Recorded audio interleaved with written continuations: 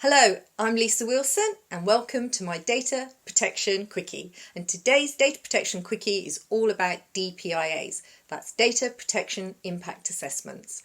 So why do we need to do a DPIA? We need to do one because it demonstrates that we've looked at the process of privacy by design.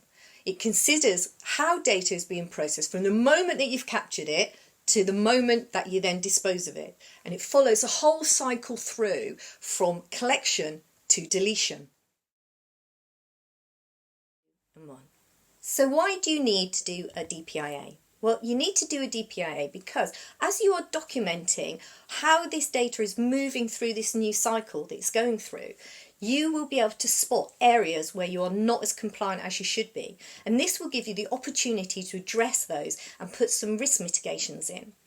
Now, also, it will give you the opportunity to check that you have done everything you can to keep that data secure. It's also a great tool for proving to the ICO or any other auditor that might need to see it that you have taken privacy by design into account.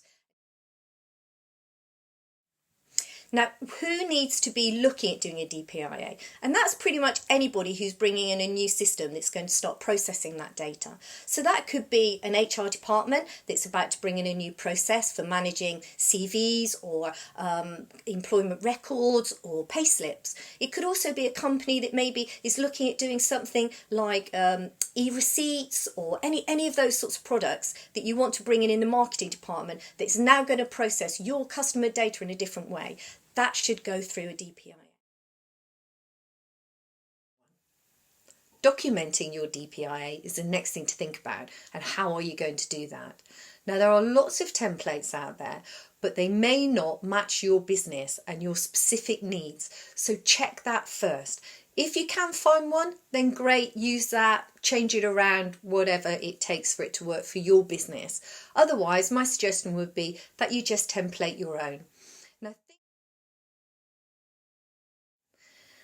Now, what goes into a DPIA? What questions do you need to be asking yourselves? So the first things are you're going to want to know the simple stuff like who's a project manager and how you're going to contact them.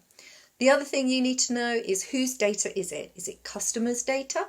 Is it employee data? What are you going to be putting through this new system? And how much? What's the volume? What volume of data are you going to be passing through?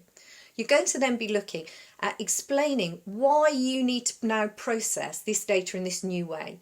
What is the benefit to the company? You're also then going to look at the other side of the coin and what is not a good benefit to the company or to the data subject whose data you are processing through that new system. This will include looking at how you're securing that data and how your third party, if you're using one, is going to secure that data.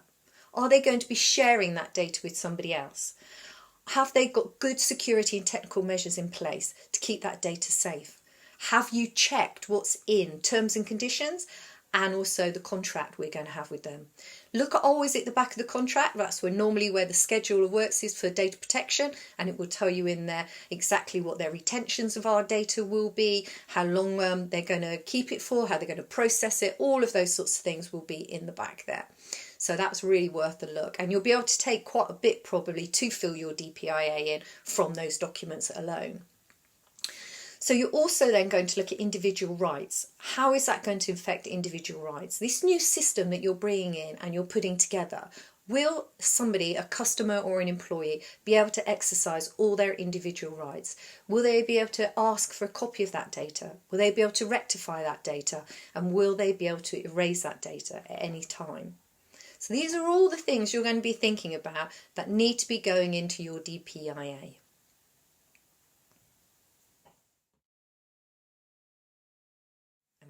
So when you've devised your DPIA format that fits you best, you will then have to put that forward and decide as a company and at board level normally if that is a good project to move forward. You're going to look and see what those risks are that have been thrown up by doing the DPIA, because there will be them.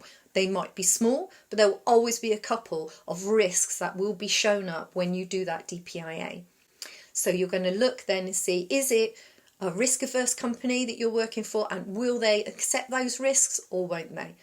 And then that project will move forward depending on whether the risk has been accepted or not. I would always keep my DPIAs with an LIA if they have one. So if we are going with legitimate interest as our legal basis for processing this data through this DPIA, then a new system, then I would be looking to see putting an LIA together with the DPIA so that they're all together in one place and easy to find should we ever need to get them out. So to round up, a DPIA is a document that you need to complete to prove that you have taken into consideration privacy by design when you are changing or you are bringing in a new system, a new way of processing your customer or your employees' personal data. So thank you for listening today. My name's Lisa Wilson, and you can catch some more of my data protection quickies by looking me up on Instagram, LinkedIn or Facebook under Lisa Wilson Data Privacy. Thank you.